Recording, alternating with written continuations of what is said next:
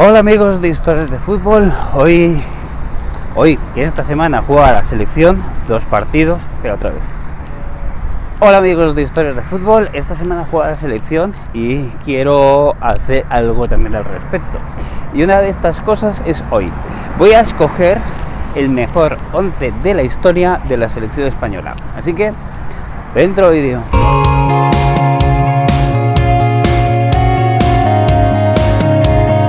Vale, pues como os digo, esta semana juega la selección, juega el viernes y juega el martes siguiente. 2 partidos amistosos, pero 2 partidos yo creo que van a ser muy especiales, sobre todo el del Bernabéu del martes que viene contra Brasil. Un partidazo, a pesar de que es, como digo, un partido amistoso. Sin embargo, a mí también es verdad que los partidos amistosos entre selecciones no me parecen que sean realmente tan amistosos, pero bueno, no quiero hacer un vídeo muy largo, habrá tiempo también para comentar estos partidos, que lo vamos a hacer también aquí en Historias del Fútbol. Quiero hablar un poquito de esto. Vamos al lío directamente. Como digo, muchas veces esto es opinable y esto es completamente una opinión y te agradecería que pusieras abajo en los comentarios cuál es la tuya, cuál es tu 11. Pero bueno, vamos a empezar. Y vamos a poner en la portería a Iker Casillas, el que a mí me parece que es el mejor portero de la historia, sin duda. Formó parte, por supuesto, de aquel trío de triunfos: Eurocopa del 2008, Mundial 2010, Eurocopa del 2012, y fue una figura clave además. Y sin contar también todo lo que ha conseguido en el Real Madrid, aunque yo creo que al final Mourinho no le trató demasiado bien, no le trató como creo que se merecía, por lo menos a nivel deportivo. Esa es un poquito la sensación que a mí me dio. Creo que merecía, por todo lo que había hecho, por todo lo que hizo por el Real Madrid, merecía otro final. Luego, como todos sabéis, acabó en el Oporto, estuvo creo que 2 años y se terminó retirando después de un problema cardíaco, pero sin duda creo que es el mejor portero de todos los tiempos. Y lo digo así, tengo esa sensación. Vamos a seguir y vamos a poner, bueno, aquí es como siempre un poquito, podemos debatir si hay algún jugador que juega mejor en una posición o en otra. En fin, vamos a poner el lateral derecho a Sergio Ramos, uno de los mejores centrales, también de la historia. Por supuesto, muchísimos años en el Real Madrid, consiguiendo muchísimas cosas y además también metiendo muchos goles, como aquel que a mí personalmente no me gustó mucho, como fue aquel que metió en la final de Lisboa frente al Atlético de Madrid, por ejemplo, pero también muy importante la selección. Me parece también una pena que no se le haya dado un poco la oportunidad de despedirse como a lo mejor hubiera querido, pero bueno, tampoco es cuestión de meternos. Un día también podríamos opinar sobre eso. Vamos a seguir y vamos a poner, aquí puede haber más dudas. Al lateral izquierdo he pensado en Jordi Alba, pero me parece que había un jugador antiguo, un poquito más antiguo, como era Rafael Gordillo, que me parece que podríamos ponerle antes aquí.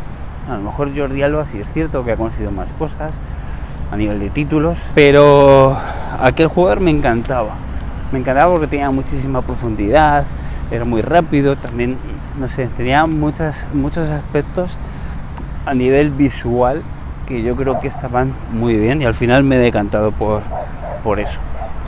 El día soleado es excelente, por cierto. Vamos a seguir y vamos a poner como uno de los centrales a Fernando Hierro, un gran jugador de los años 90, sobre todo en la selección española, una selección española que era muy diferente, como la del Mundial del 94, muy diferente a la que vemos hoy en día, pero que tenía también un poquito algo llamado carácter, que creo que también un poquito venía muy bien en algunas ocasiones. Digamos que en cierta manera a partir del 2012, cuando empezó la decadencia de la gran generación, yo creo que ese tipo de fútbol, ese tipo de aspecto se empezó a perder también, como ya se había perdido antes, pero que dio mejores resultados. Es decir, al final una mezcla siempre puede estar bien. Y al final le he puesto porque No solamente era muy buen defensor, tenía mucho carácter, pero también era muy bueno al nivel ofensivo. Y eso creo que es importante. He estado también dudando muchísimo sobre si poner a Piqué, por eso también le nombro. Porque a mí Piqué como central creo que era un escándalo. Creo que ha sido un escándalo. Pero bueno, al final me he decantado por Fernando Hierro. Ahí suena un avión. Y el otro central, por supuesto, Puyol. Este sí que era raza completa y era un grandísimo defensor, por supuesto, también estuvo. Lógicamente hay muchos que están dentro de esa época. Uno de los mejores centrales que ha tenido el fútbol español, yo creo que sin duda. Un central que lo daba todo y que era pura raza también.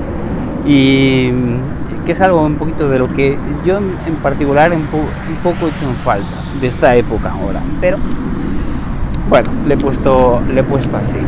Vamos a seguir, que tampoco quiero hacer esto enorme, y por supuesto ya en el centro del campo he puesto a Xavi como director. Muchos dicen que es el mejor jugador español de la historia y yo ahí tengo dudas entre él e Iniesta. Ahí tengo mis dudas, pero desde luego está en todas las quinielas. Me parece que no podemos empezar a descubrir a Xavi, quién fue, todo el tiempo que estuvo en el Barcelona, todo lo que hizo en el Barcelona, todo lo que también tuvo que sufrir para conseguir lo que hizo y lo que tuvo que trabajar para hacerlo. Y me parece que todo lo que daba era una tranquilidad para el resto enorme.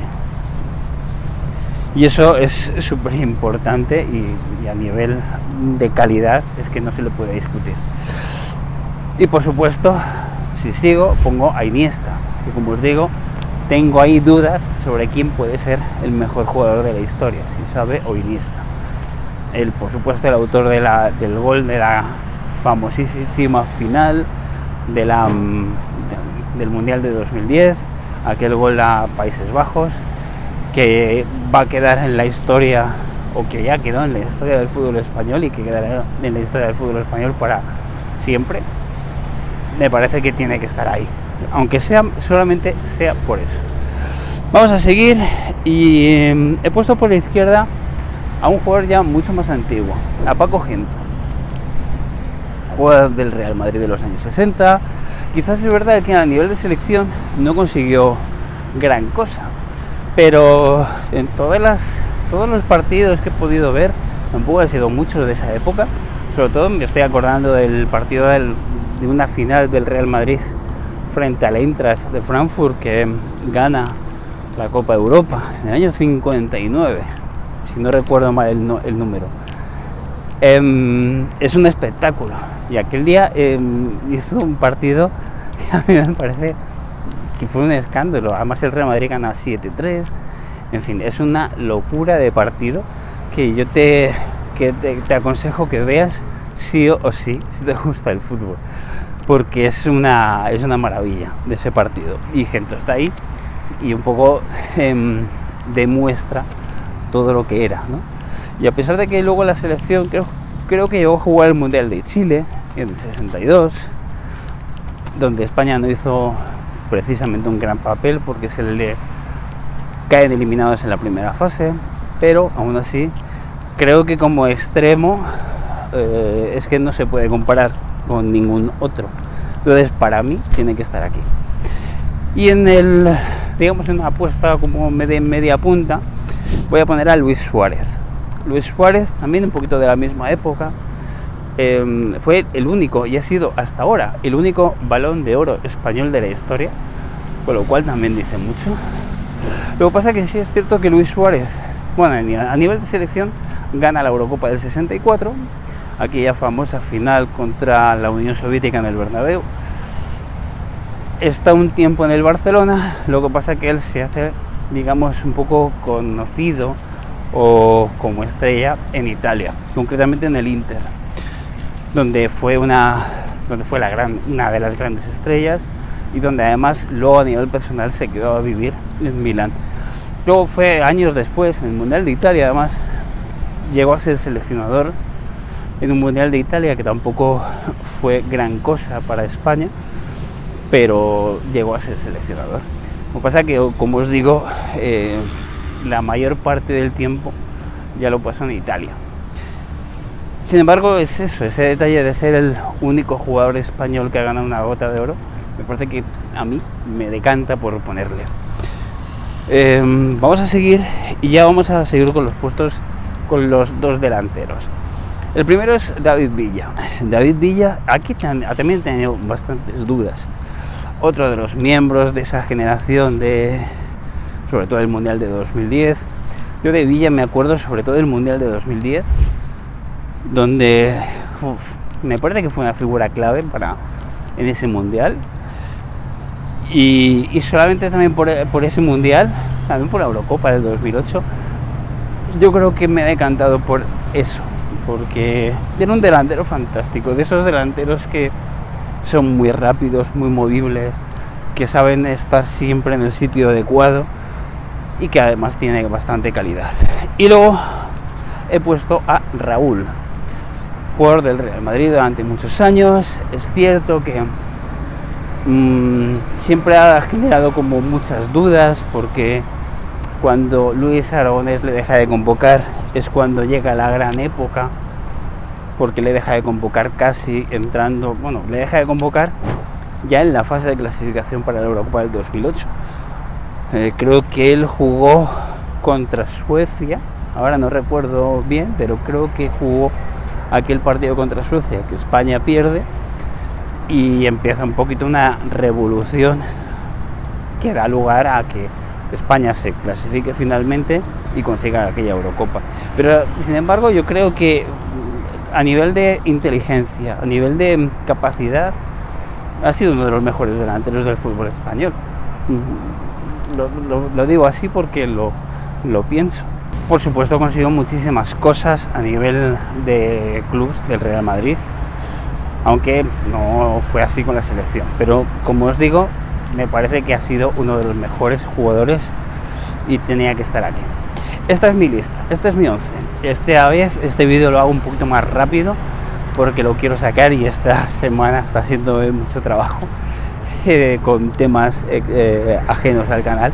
Así que llega el momento de pedir que me apoyes con este proyecto, que te suscribas al mismo, y que lo mejor que puedes hacer es eso, para que no tenga semanas tan así y pueda mejorar el contenido. Vaya.